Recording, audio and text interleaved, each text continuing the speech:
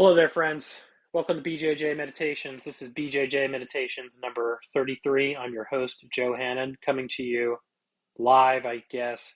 Not really live for you, more live for me. But anyway, we'll say live because it sounds sexier. Coming at you live from a semi-upscale trailer park in Cape Cod, Massachusetts. That's how committed I am to you folks, to doing this show right.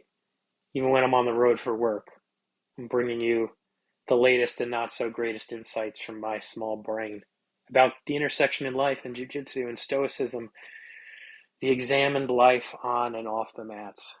I'm on a very cool work assignment that I can't really say too much about, but stoked to be here. I've got a few minutes before things kick off in a few hours, so I figured I'd record the intro to the podcast.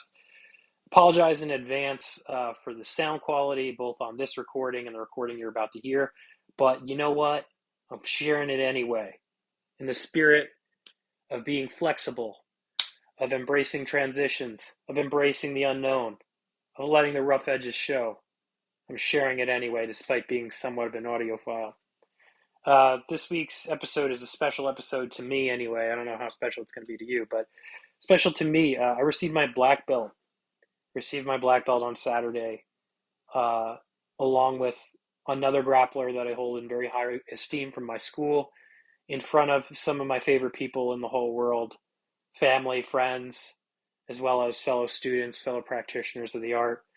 And I don't feel like I've had a moment to even fully process it, just the overwhelming import of nearly a decade of training and culminating in this singular moment, this belt that I'm going to wear for the rest of my life. And today I'm not really going to reflect on any of that. It's still those reflections are still very much a work in progress, but I did want to share with you what I said when I received my black belt, because I think it might be useful for all of us, myself included, something I should revisit over the years as a reminder of what exactly I signed myself up for when I decided to take on this art. And it may be a useful reminder to you in times of doubt or uncertainty or fear or anxiety, when you feel like things aren't going the way you want them to go, or you feel like you're struggling to achieve your potential. I hope that these words can be of some use to you. So without further ado, here is BJJ Meditations number 33, Black Belt.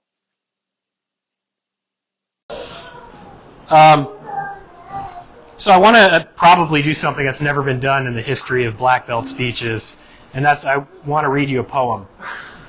It's a short one, I promise. I'm going to try and keep it short, because if you know me, brevity and parsimony are very important to me. But this is a poem by Rainer Maria Rilke, and it's called The Archaic Torso of Apollo. We cannot know his legendary head with eyes like ripening fruit, and yet his torso is still suffused with brilliance from inside, like a lamp in which his gaze, now turned low, gleams in all its power.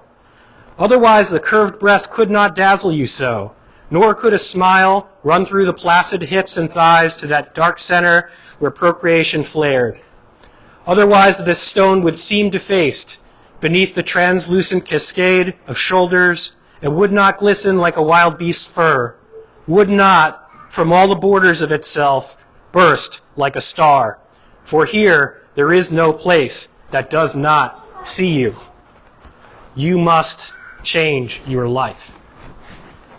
That last line has haunted me since I read this poem maybe 25 years ago. You must change your life. And I think what Rilke was talking about was the power of art to make you aspire to be more, to do more, to change your life, to seek a higher order.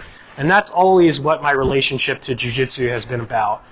Since the first time I laid eyes on this sport, it was like looking at some sort of moving masterpiece. And there was something deep inside calling me out to become more, to do more, to be more. And it's interesting that Emily makes that point about seeing that photo of me. Yes, there's physically more of me than there was 8 years ago. Probably about 40 pounds more of me. But I feel like this sport has forced me to grow in ways that nothing else would have. And I kind of like shudder to think about what would have happened had my friend Joe at NJ Advanced Media not said to me like, hey man, you should come train, check this out, I think you'd like it. Would things be the way they are right now? And it kind of, if any of you listen to my podcast, it's something I talk about a lot. Like, we can train this martial art in isolation as just like a thing we do to get better at being badasses, to get better at defending ourselves, to learn skills, to lose weight. And all of these things, they're admirable callings, right? But this can really bring structure and order and meaning to your life in a time that is extremely chaotic and sometimes meaningless. This is kind of the antidote to that chaos. It's one antidote. And I love that we're all a part of this community, kind of keeping the chaos at bay. As far as my backstory goes and how I got involved in this martial art, I was working at NJ Advanced Media, which was the parent company of the Star Ledger, and I had been there for a number of years. And I'd kind of hit as high as I was going to climb in that company. And I was working with this guy named Joe. And Joe had cauliflower ears and a picture of Amiri Baraka on his desk. And I was like, this is an interesting fellow. We got to talking one day, and he just said, hey, you should come train with me. At the time, he was training at Performance Jiu Jitsu, which is a little academy in Fair Lawn, New Jersey, under Lou Vintaloro. I went. The lesson of the day was the cross-collar choke from closed guard, and I signed up and bought my gi on the spot. Dropped a lot of cash, came home that night wearing this weird set of pajamas, smelled terrible. Francis took one look at me. I think you're in the back now. I said, like, what the hell did you just sign up for? How much did this cost? And, you know, it took some explaining, but she supported me, and she supported me through that summer. And that whole summer when I was straight up addicted to jiu-jitsu and training like a fiend, we were also getting ready to get married. And we were doing a DIY wedding, putting everything together ourselves. And she had a lot of patience and a lot of love and a lot of acceptance, because I think she saw the seeds of what I could become through this art being planted then, whether she realized it or not.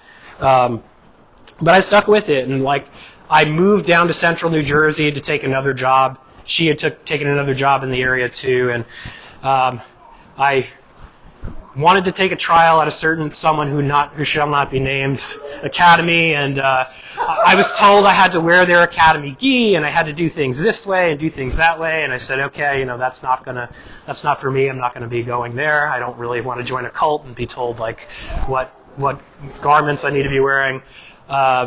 Then I signed up for a trial at another academy. I showed up there when I was told to show up, and then nobody came. I don't know if I was just being played or if they're just so disorganized that it wasn't working out. And I called Emily, left a message, and she called me back 10 minutes later. And I said to her, I'm just a white belt, just a 3-stripe white belt. I'm working nights. Is there any chance I could come to this open mat? I know it's for advanced students only. And she said, absolutely, come.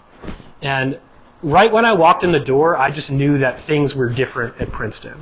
I could tell just from the collegiality, but also just from the level of competition, the quality of jiu-jitsu in the room. Like, I thought I was some hot shit 3-stripe white belt who could like play De La Riva. And I remember I was trying to play De La Riva against Mark Davis, and that didn't go so well. I still don't try to play De La Riva against Mark Davis to this day.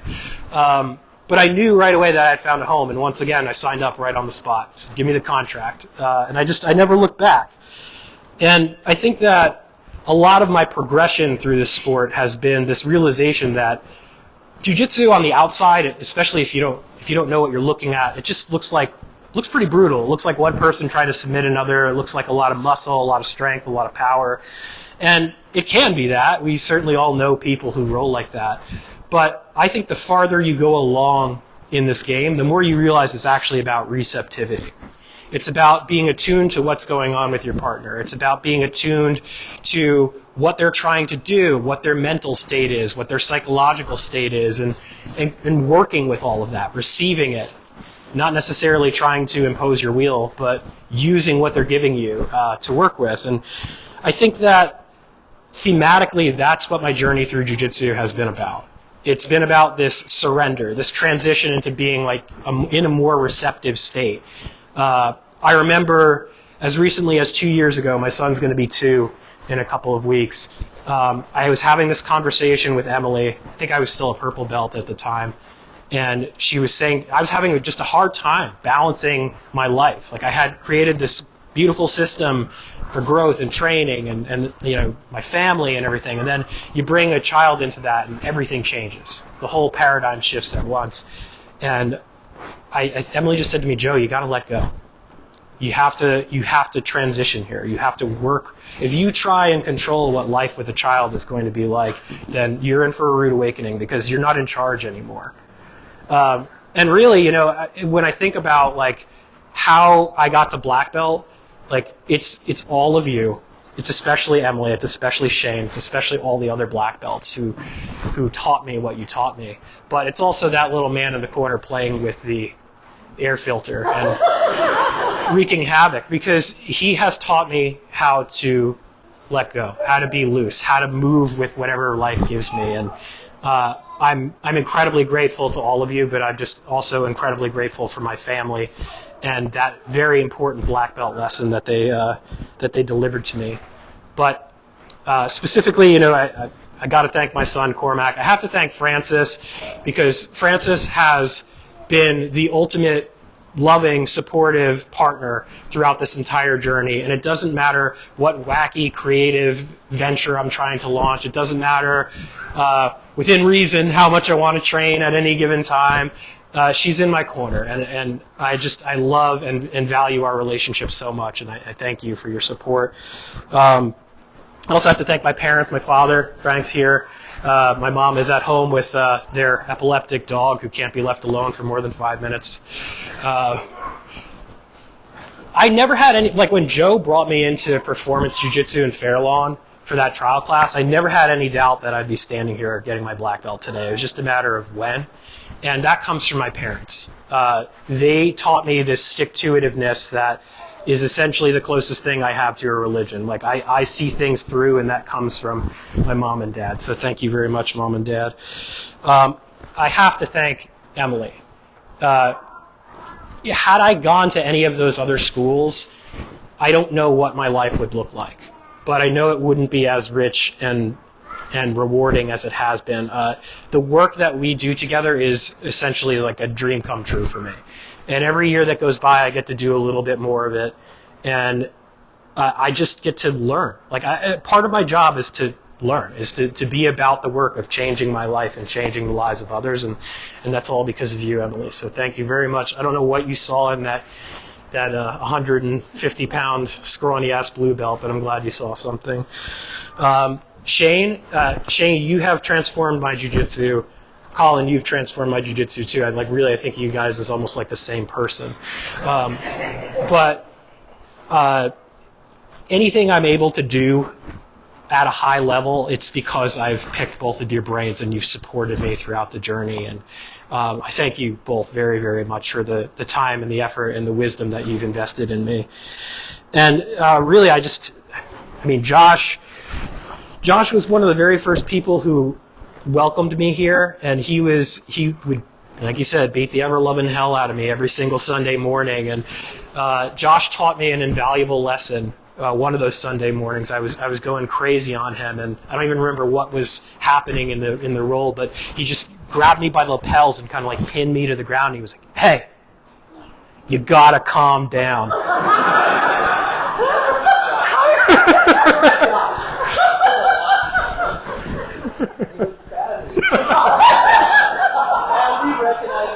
Yeah.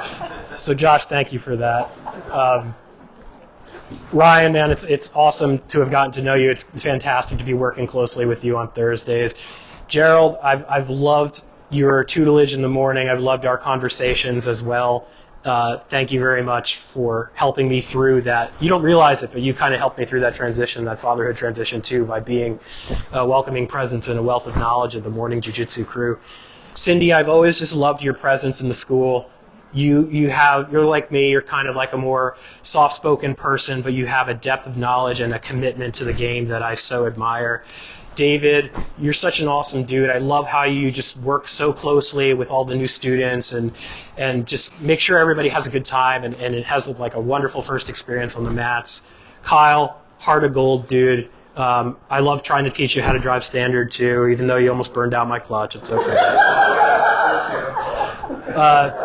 Pete Green, a lot like Gerald, I feel like you and I can talk about just about anything. Like Pete's read my manuscript of one of my novels and given me notes. Like, come on, who else is going to do that but Pete Green?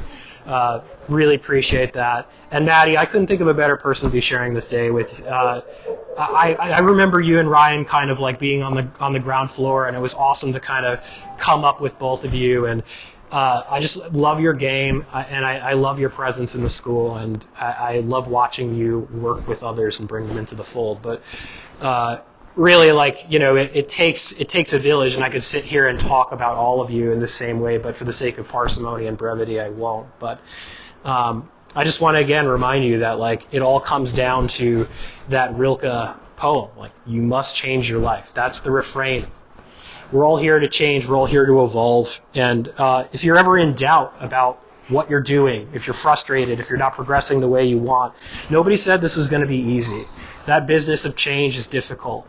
And you need a practice in order to be about that work of change, and this is your practice. But stick with it. Stick with it, and you'll get to where you want to go. But remember that you must change your life. Thank you.